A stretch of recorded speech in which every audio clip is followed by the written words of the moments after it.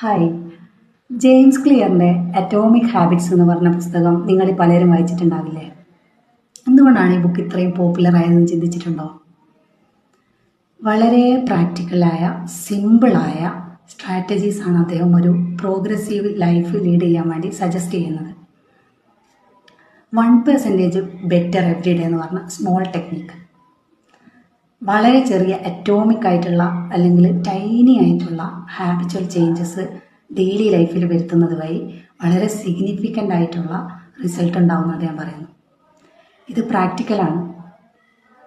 For example, വെള്ളം കുടിക്കാത്ത അല്ലെങ്കിൽ വെള്ളം കുടിക്കുന്ന ശീലമില്ലാത്ത ഒരാൾ ഡെയിലി ഒരു ഗ്ലാസ് വെള്ളം കുടിക്കാൻ വേണ്ടി തീരുമാനിക്കുകയും ഒരാഴ്ചയോ 2 ആഴ്ചയോ കഴിഞ്ഞ് അതിൻ്റെ അളവ് കൂട്ടി കൊണ്ടുവരികയും ചെയ്യുന്നു. പതിയെ നമ്മളെ എനർജി ലെവൽ കൂടുകയും രോഗാവസ്ഥ കുറയുകയൊക്കെ ചെയ്യും. സ്കിൻ ടോൺ വരെ വർദ്ധിക്കും. ഇതേ ടെക്നിക്ക് തന്നെ നമ്മളെ ബാഡ് ഹാബിറ്റ്സ് കുറച്ച് കൊണ്ടുവരാനും അദ്ദേഹം സജസ്റ്റ് ചെയ്യുന്നുണ്ട്.